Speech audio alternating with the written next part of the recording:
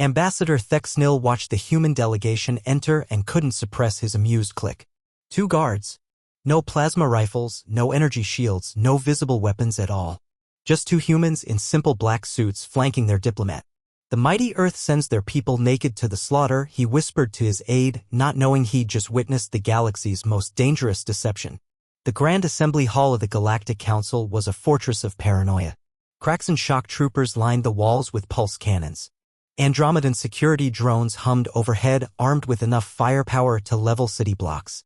The Zealothi brought their famous mirror shields, and even the peaceful Vorians had guards carrying stun lances. And then there were the humans. Sarah Chin and Marcus Reed stood like statues beside Ambassador Catherine Hayes. No weapons, no armor, just crisp suits and eyes that never stopped moving, cataloging every exit, every delegate, every twitch of alien muscle. You fear the one holding the weapon.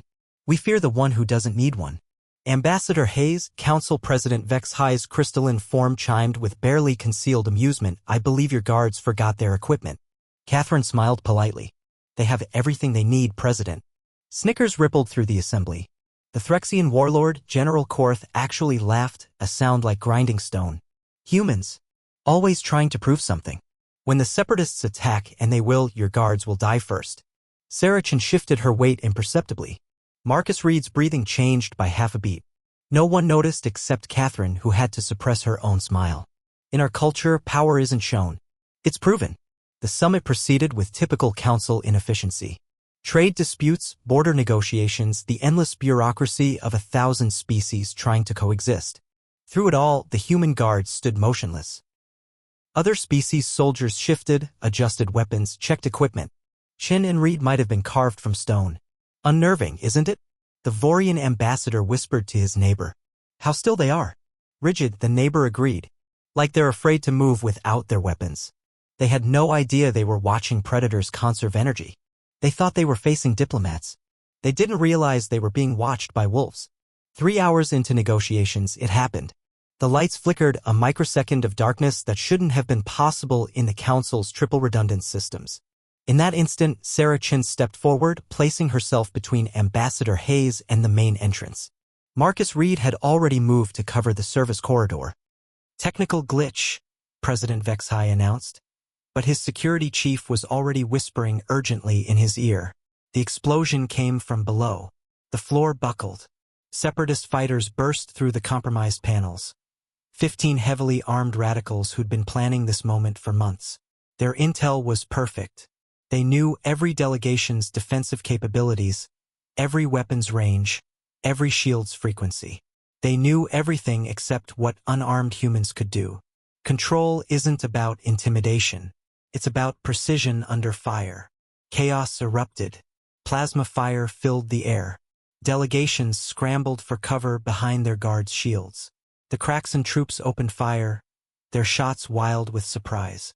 Drones swooped and crashed as separatist jammers activated. In the mayhem, only 3 beings moved with purpose. Ambassador Hayes, who calmly slid under the council table, and her 2 guards. Sarah Chun crossed 30 feet in 2.3 seconds. The separatist leader, a Ganath militant, had just enough time to register movement before Chen's palm strike crushed his windpipe. She flowed like water, using his falling body as a shield while disarming him in the same motion. Marcus Reed hit the flanking separatists like a hurricane. No wasted movement. No hesitation. A stolen plasma rifle became a club, then a projectile, then forgotten as he moved to the next target. Pressure points that worked on most galactic species. Joint locks that transcended anatomy. The precise application of violence as an art form. The deadliest weapon in the galaxy isn't technology.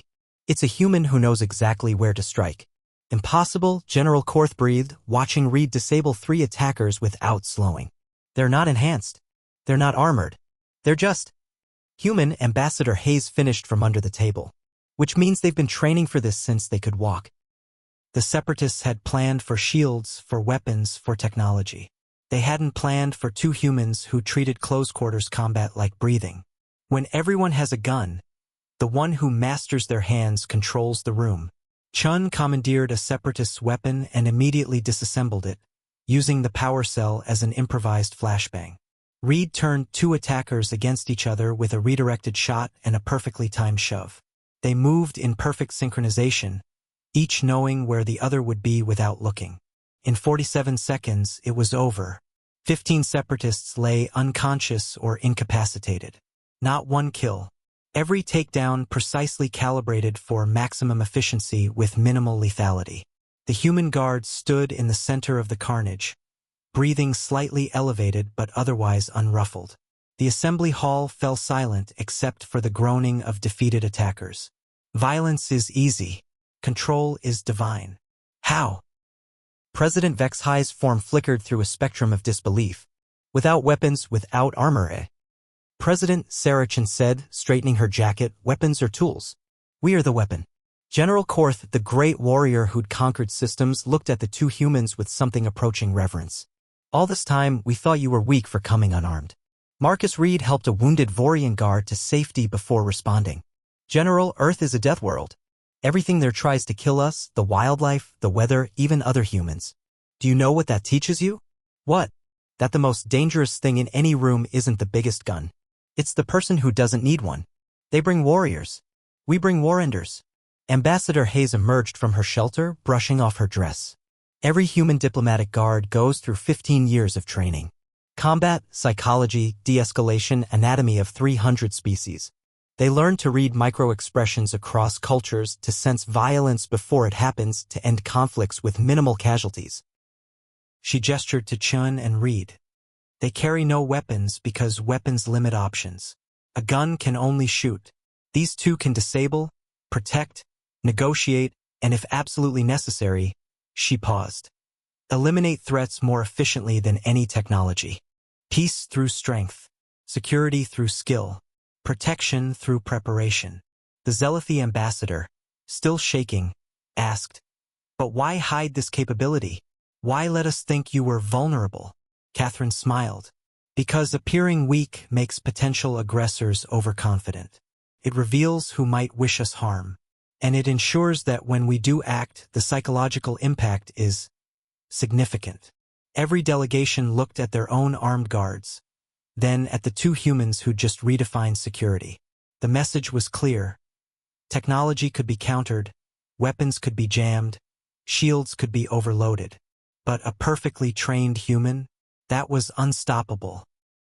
The greatest victories are won by those who master themselves before they master others. As medical teams arrived and separatists were led away, President Vexhi made a decision that would reshape galactic protocol. The Council recognizes Earth's security methods as superior. Perhaps we've been too dependent on technology. We'd be happy to establish an exchange program, Ambassador Hayes offered. Your guards could train with ours.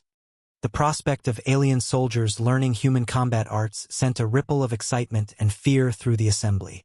Today they learned why human guards need no weapons. They are weapons, wrapped in suits and patience.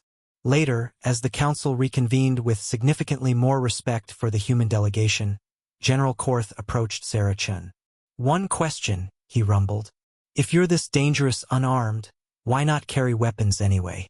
For extra advantage." Chun considered the question. "General, a weapon is a crutch that prevents mastery. When you carry a hammer, everything looks like a nail. When you carry nothing," she smiled, "everything becomes a possibility. Humans don't bring weapons to diplomatic meetings. They bring something far more dangerous, themselves." The footage of the incident spread across the galaxy within hours. Two unarmed humans dismantling a terrorist attack that should have been a massacre. Diplomatic security would never be the same. And in training centers across Earth, the next generation of diplomatic guards watched the video with clinical interest, noting what Chan and Reed could have done better. Because to humans, perfection wasn't a destination. It was a journey measured in bruises, sweat, and the absolute certainty that when violence came calling, they would answer with precision, control, and empty hands that were deadlier than any weapon ever forged. The galaxy learned a lesson that day. Never mistake human restraint for weakness. It's not that we can't destroy, it's that we choose not to. From that day forward, when human diplomats entered any galactic venue with their unarmed guards, no one laughed. They watched, they worried, and they wondered what other impossible things humans were capable of. The answer, had they asked, was simple: whatever was necessary.